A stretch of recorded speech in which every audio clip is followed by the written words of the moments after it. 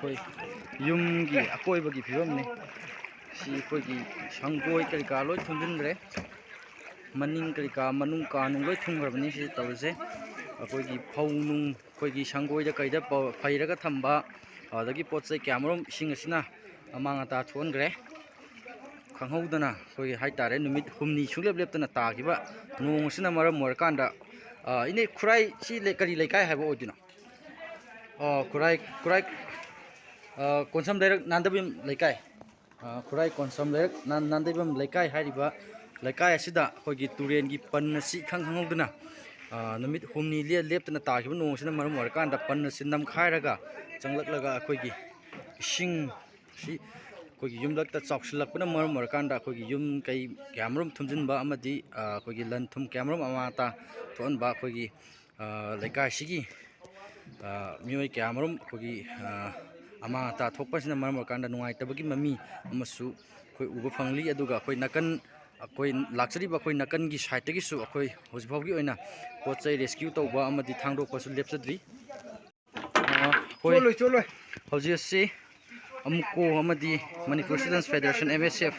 hari beluban anisina kogi sing sauna maram morga thumjin graba yum singdagi pochai thangdok thangjingi thabasi hujiksu makha tana leptana dum tathajari hai tare hujik asigi yum masidagi kogi yamba ma tagi pochai kamay kyam mangre kyam chosin gre habdo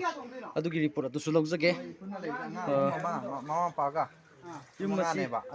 punna lei ni bra ngang mani luk ma ka thundin re pochi am ha pagum je adu ma pa du di khong la ani ba pa akan ba khu du dum kun chamina anu pa du di pochi di am ha pagum je baduna siren nungai na asi kano yamba khoi imung ja singse kyam luna sangjin ge pochai kyam di ama ta kamai tawri yamba di loi are ba ka ga doi thumme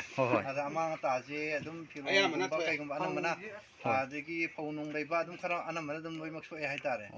igi oina han di yaw han ason ba makti yaudre yum sigi leisi mioi kya odino yamba puna sigi se mioi manga ne anga hum amaka yam ju yum mi ai di nate ai na kai asi yum angang gai dum thadok pi garba kamai tawre anga gai lei di harakpane adu bota tawgo puthok se na ama harakpade anga lei ba natro anga di leitre angang leitre hojik phantokre ba manang se da ko ni tong dia hido mani na hando asini yare sine samgira to ni si wa asi koigi phau nung lariba mayam sisu sing khanghauduna koigi nimi humni leptana tagiba nong sina mar morkanda sing thunjin gi brai ki mami duni yum manung ka su loina thungre sikani loina thungre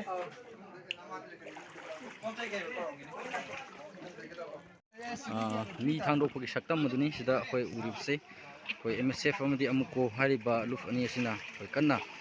hojik rescue bi thabasi makha tana dum chathajari khoi yum kai ki khoi ama ta thokraba poche kyamam rescue tawba amadi mi na singba khoi live boat haitare khoi loktak ta gi lokhalakpa hi asida kanna makha chathajari